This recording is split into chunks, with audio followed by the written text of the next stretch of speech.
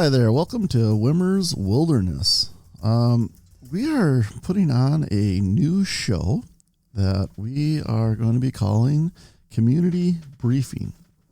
And what it is we're going to take a look at news articles that are impacting local communities.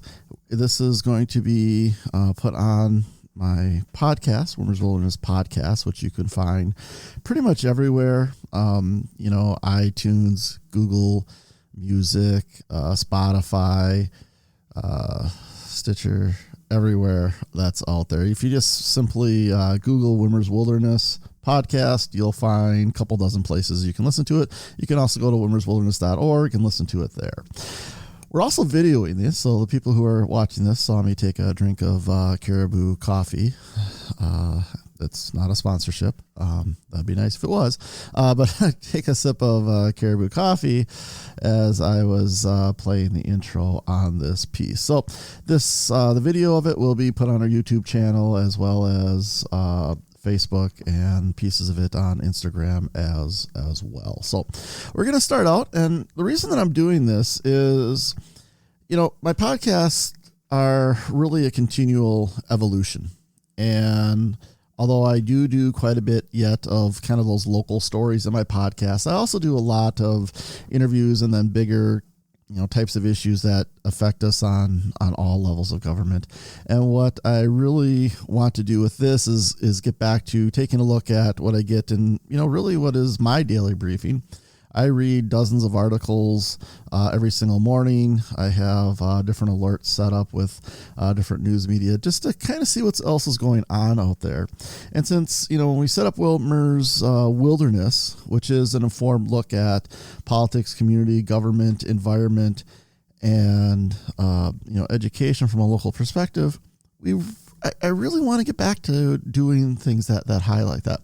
So there's 4 stories today that I'm going to talk about. And these, community briefings should be about 15 minutes or so. People who know me, I can pontificate for quite a while. But our first story comes from the Hayes Daily News. And this is something else you should know. There's really not going to be much editing in this, except if our, new kitten comes climbing across here and hits one of the recording buttons or something like that. So this is pretty much just essentially live audio and live video that you guys are going to be seeing here. And those who are watching the video, hopefully in a week or two, you'll see me wearing my Wimmer's Wilderness new t-shirts that we're having made up. So anyway, as I said, or stumbled across, the Hayes Daily News had an article that was published September 20th, 2001 by C. Jaden Smith. Oh, and I feel the cap on my feet, so we'll see how this goes. So they did what all school districts do at some point in time, is they have an evaluation of their school buildings. And, it's called an environmental study. And that was my cat jumping on my lap. So this is, as I said, pretty much going to be live. So what we have here is Hayes USD 489, and every state, has different ways that they designate their schools. They might be called Lincoln High, and if you guys get that reference, then kudos to you. But they have different designations. In Minnesota, where I'm based right now, they're ISD, Independent School District, whatever number it happens to be.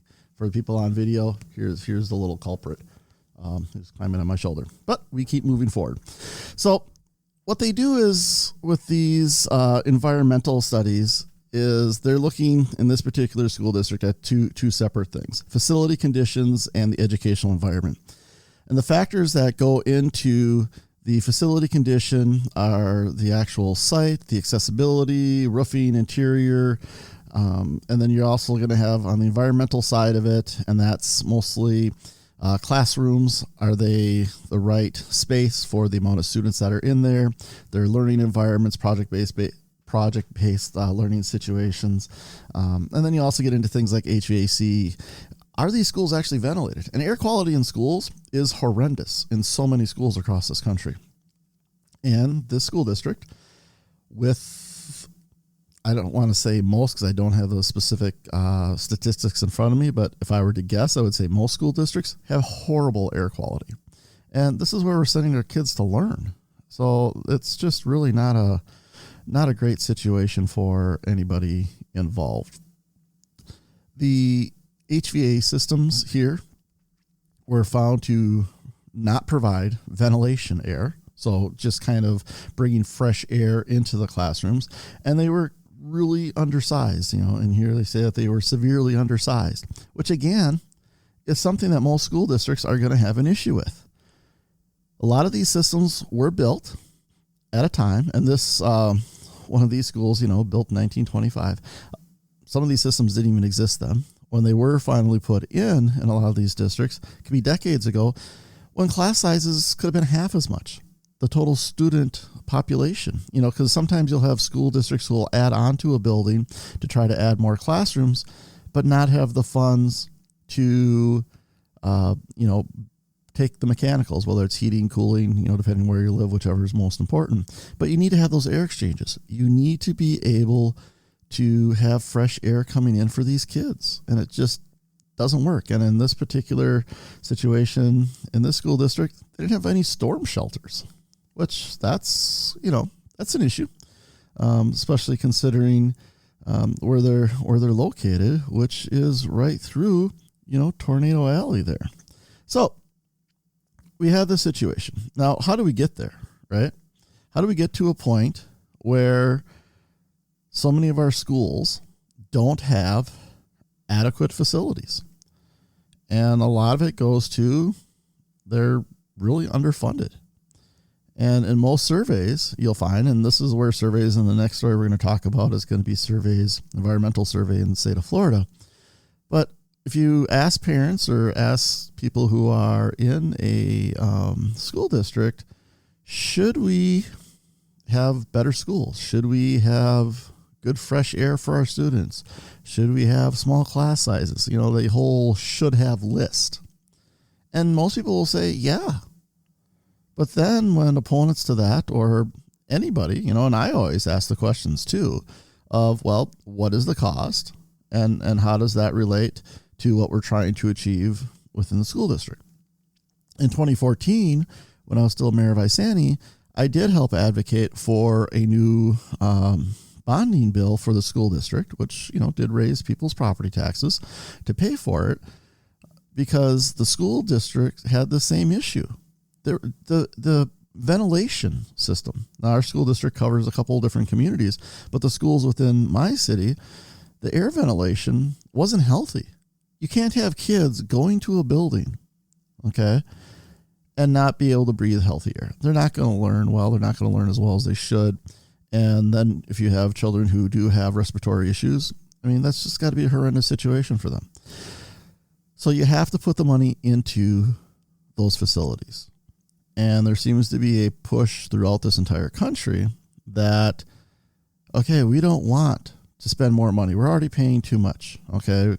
And one of the reasons could be into some maybe valid points. I agree with it in certain situations. I've agreed with it even in my own district a few years ago, where, you have an administration that seems like it's a fairly expensive organization. And when you have PR people and public relations people and that kind of thing in a school district, it seems like that money could be, better spent someplace else. But that's really, when you look in the grand scheme of things, what you need to do, and you can do bonding referendums and bills, and at least in most situations, I don't know the laws in every single state, but where that money is tied to specific improvements. So when you're looking at having safe buildings for kids, you really need to spend the money to do that. It has to be done. It has to be done right. And you have to look at where you're going to be in 10 years, because these are incredibly expensive items, but they're more expensive if you end up not having a situation where you're looking at that growth. Because if you build something and it's only good for the next 2 years, and then you keep going back to your voters, to taxpayers to foot the bill for more improvements, it's not going to be a good situation. So I just wanted to share that kind of in our education focus, and really, frankly, community focused as well and local government focused. So it really kind of hits on three of those points where we really need to be doing a much better job getting facilities. And look at your own school district.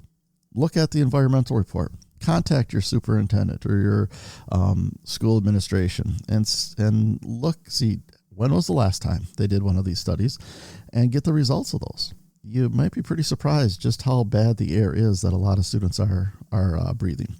So our next story, and clearly I'm going to blow past this 15-minute thing because I'm already well past that, butting up against it, I should say.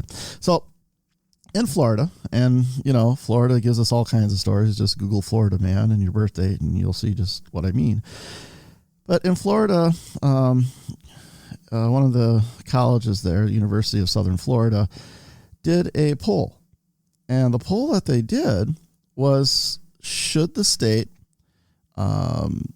really do things that are more environmentally sound? Should the state spend more money on protecting the environment? Should the state, look at improving some of their environmental measures? And the poll, as you would expect, with Republicans, Democrats, it didn't really matter.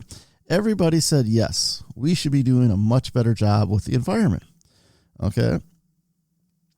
But there's a huge disconnect. And this is one of the frustrating things for a lot of people is that, okay, when you ask vague questions now, if you, and people who, I don't want to say are anti-environment, but they're certainly not pro-environment with a lot of the things they advocate. But when they're able to take something like that, and then they take it to a specific issue, okay? And they say, okay, all right, farmers. And this, I think, talked about agricultural fertilizers and things along that line. All right, well, gosh, if farmers aren't able to use this type of fertilizer, then we're going to have to buy more crops from Mexico or wherever else, kind of thing. You're not going to get the fresh produce you want. You're not going to be able to get it at a cost you can afford.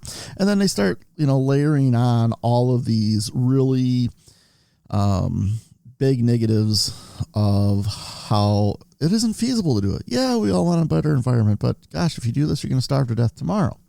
So obviously a lot of hyperbole there, a lot of half-truths or no-truths being spoken by people who are opponents to better environmental regulations. But I wrote an article, gosh, seems like years ago, but I think it was just like 6 months ago or something like that, for critterfacts.com of why do our lakes turn green? And lakes turn green because there's usually too much fertilizer, sometimes, septic system failures along lake shores, things along that side. But a lot of it is agricultural runoff. Okay.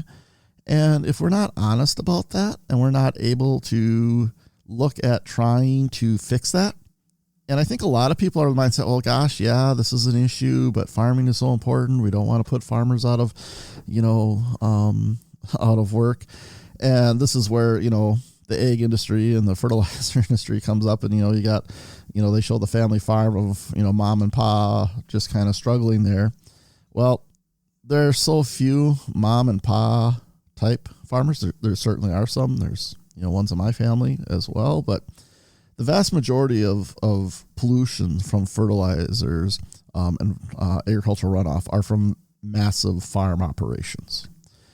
So if we're worried about mom and pa, then maybe we have two different standards. If your farm is X size or X amount of revenue, then maybe your regulations are a little less. Now, I don't agree with that, but I'm just trying to think of, is there a way that you can get a compromise going so that you can get some better environmental protections? Because our lakes aren't going to get any less green because we keep shipping so much garbage into them, okay? We need to do something dramatically to change that. The other side of it is, and people who want better environmental protections, but, obviously care about what happens to farming and having our own ability to produce the foods in our country that we need, think, okay, gosh, well, science is advancing so fast. 10 years from now, heck, we'll have better fertilizers that don't dump phosphates and everything else into our waterways that cause them to green up and kill fish and kill, aquatic creatures. And then, birds and everything else because it contaminates their food supply. But is that realistic? I don't know, honestly. It seems like we've gotten fertilizers and pesticides and herbicides that are definitely more powerful, but perhaps we should have that focus be on making them much safer for the environment as well. Because we have the best scientists and engineers. We do. I mean, there's just no doubt. I mean, there's so many positive people in this country, people with tremendous skills. If you put that goal in front of them, they'll reach it. We often hear about the American spirit and the entrepreneurial spirit from a Republican conservative talking about, gosh, if we just get rid of regulation, these people can thrive and our economy will blast off. Everybody will have a high-paying job. But if you flip that around and say, you know what, the environment, our climate, those are the top priorities, right? I believe that we have the scientific minds, the entrepreneurial spirit, those independent businesses, that man or woman, and in many cases child, are able to come up with ideas and solutions to these problems. Okay? It's not just about making the better widget. It's about making the better widget that's best for everybody long term and for our planet long term. That's where I think the American spirit, that's where I think that great scientific and business mind comes together and solves these problems. We just have to lay that out as a goal. Okay, now we'll transition into our third. I think I could have kept talking about that forever. So our third story is about towns spending money from the ARPA, which is basically the Recovery Act funding. I think this was the second one that went through. But towns were getting, and my own town got $700,000. Okay, there was really zero impact to the city of Isani from the pandemic. Okay, the city has no sales tax. The city has relies on property taxes. Some businesses were definitely impacted within the town, but there was individual business money for that.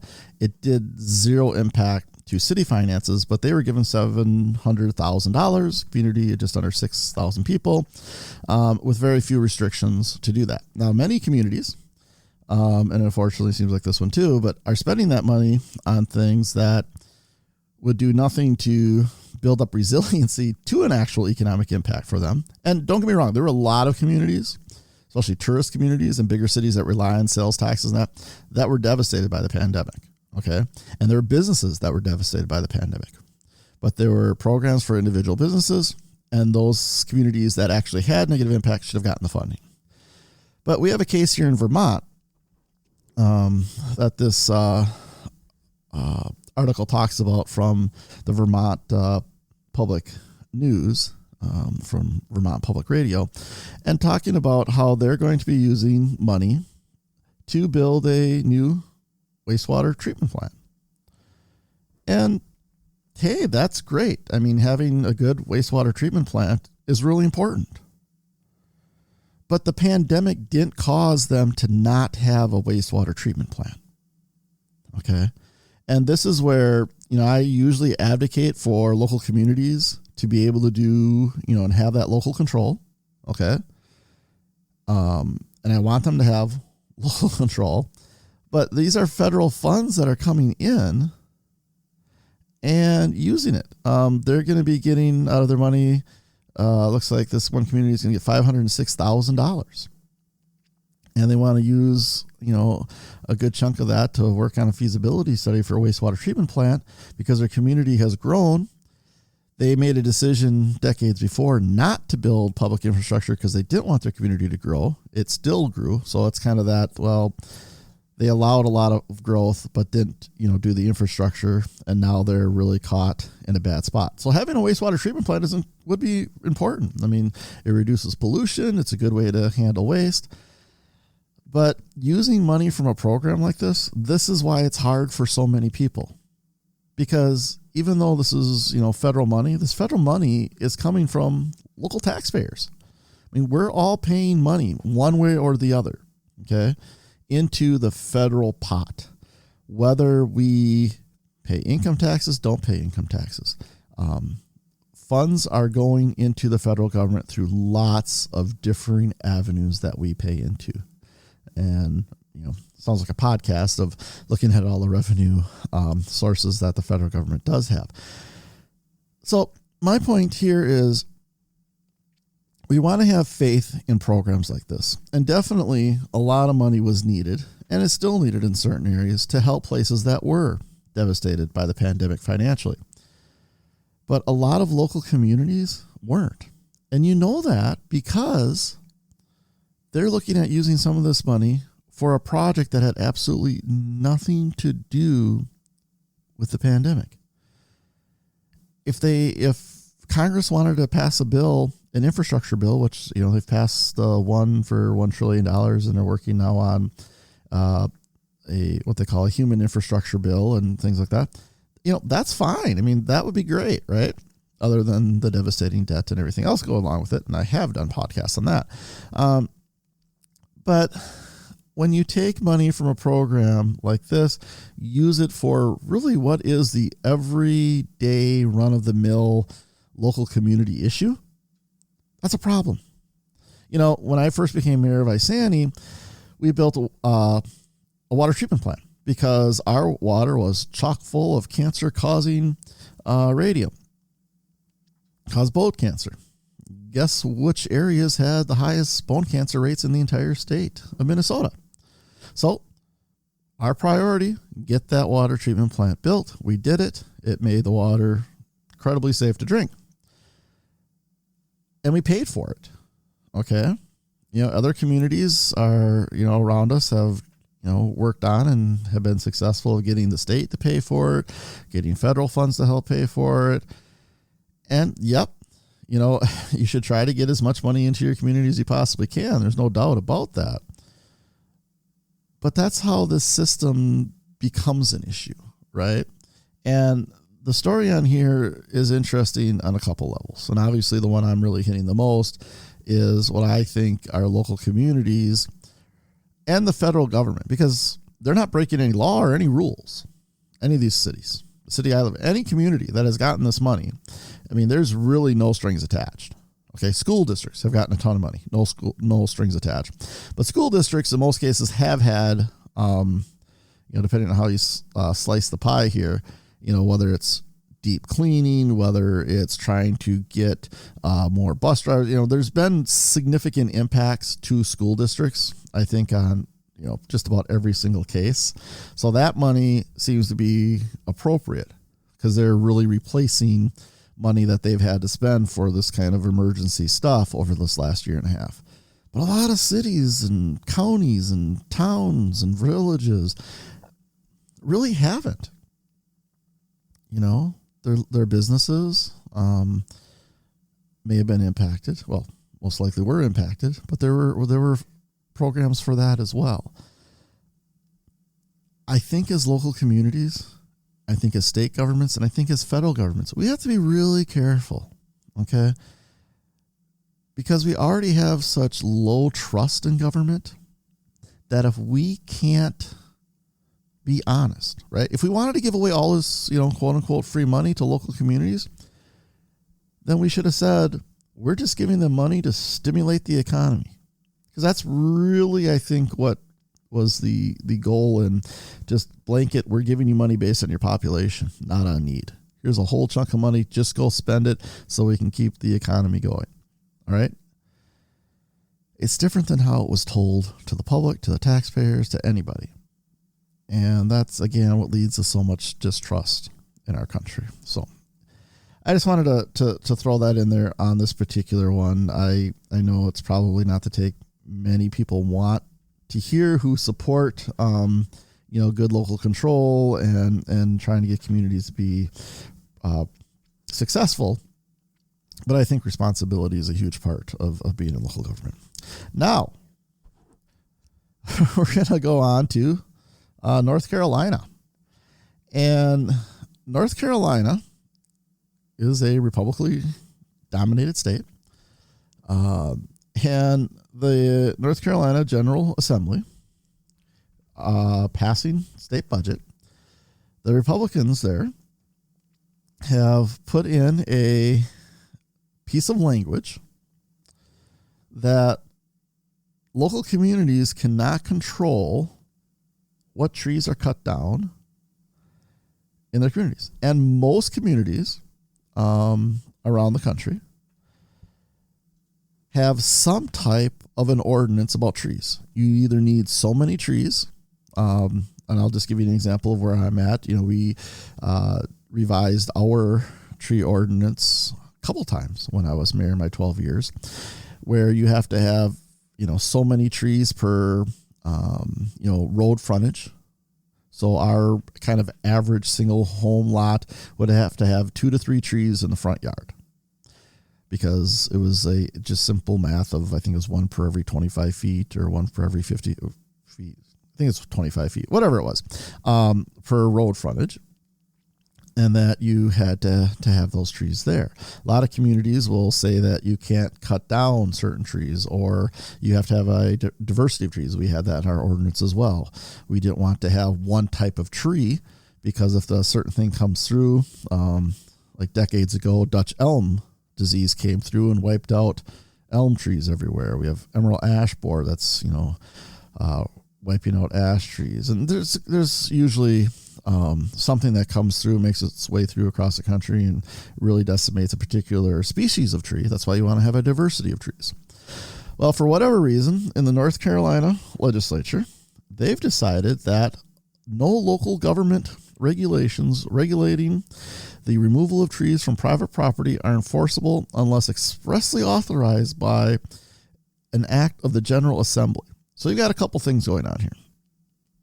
One is Republicans. I'm old enough to remember, like 5 years ago, when Republicans touted local control. Republicans wanted local communities to be in control, whether it was school boards or county boards or whatever it was. Local control was their big thing. Not so much, because as Republicans have become really good at taking over state legislatures, they have decided local control is no longer a principal idea, right? Because they have state control in the majority of U.S. states. And they're going to strip away a local community's ability to control tree coverage, which is important from an environmental standpoint. It is important from an aesthetic standpoint, a property value standpoint, all those types of things, right? And for the state legislature in North Carolina to say, you cannot do anything to control what happens in your local city, town, whatever, is ridiculous. I mean, trees are good for erosion control. They're good for stormwater control. They're good for everything that a city actually has to control and is responsible for. Okay? I mean, it is so ridiculous that all the benefits of trees, okay, is being tossed out the door. Okay? And it's mind-boggling. So I don't know if some of the legislators there have a tree cutting service, if they were lobbied by tree cutting services to do this. Sometimes you get you get these random stories every once in a while where a legislator got in trouble because he cut down a tree he wasn't supposed to, and now he's pissed off, and he's going to, really stick it to his local town board and say, hey, I'm a state legislator. You can't, do this anymore. It's one of those things that is very disappointing, because trees are so important, and communities being able to have regulations on trees is important. And I know people, we're getting, we want freedom to do this and freedom to do that. You have all kinds of freedom, all right? If you want to live in a particular city that has a tree ordinance that says you have to maintain X amount of trees, you don't have to live in that community. You have the freedom to live somewhere that doesn't do that. Okay? Or you have the freedom to run for a seat on that local council and get as many other people involved and change the ordinance. You have that freedom as well. But when the state legislature comes in and says, you can't do this, town ABC, because we want you to be just like every single cookie cutter town that will allow, heck, all the trees to be cut down. And people say, well, not everybody's going to cut down the trees. And of course not.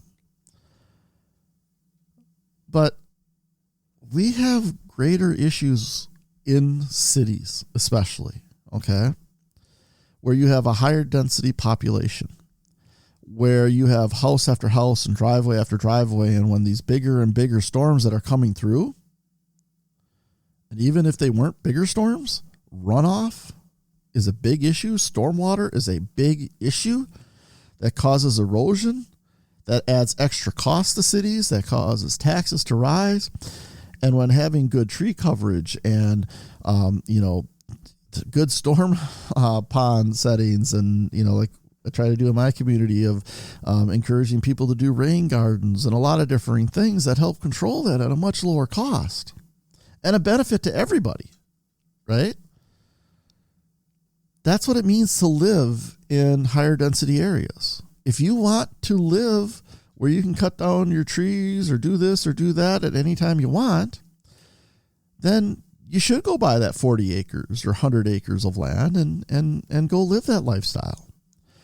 The problem is we're at a point where everybody wants the benefits of living in a city, but they don't want all the responsibilities. And this really comes down to a responsibility. People talk about freedoms. People talk about a lot of things that are just about them. They don't talk so much about their responsibility to the whole. I think people should really watch Star Trek, The Wrath of Khan, right? It's kind of that cliche thing now, and it's been, said a lot of different ways, a lot of different places. But when, Spock goes in there, and I love Star Trek, and if you haven't figured out that, me being a stats guy and everything else, I'm a nerdy guy as well, then I guess that's going to be a shocker to you. But when, Spock does the iconic lines of, it was logical that he went in and he saved the Enterprise by, moving the coils, and he ends up dying from it from radiation. That, the lives of the many or the few are, more important than the one. And we're not asking anybody to give up their life. In this case, we're just asking that you don't cut down a tree or cut down all the trees. Okay? And this can lead into all kinds of other things, and we're not going to get into here because I'm well over half an hour, which is about twice as long as I thought this was going to go. So anyway, this is kind of our new format here. And we will, as I keep going along here, I'm going to try to work on making it more of a shorter brief for everyone, because I think that would be probably be better for everybody involved. And I want to have as many people listen as possible. Okay. And having this be a little bit more digestible in that kind of 15-minute format, we'll get to that point. So thanks for listening, and I hope you'll check us out on all of our social media, on Facebook, on Instagram, on Twitter. It's Wimmer's Wilderness in one shape or form. So if you go on those platforms and just look for me there, you can go to wimmerswilderness.org, and on the right side of our website are all of our social media feeds. So you can just click on that and follow us from there as well. So again, thanks for listening. We're going to keep reforming this this format, but I think this is a good way to get out and communicate to everybody.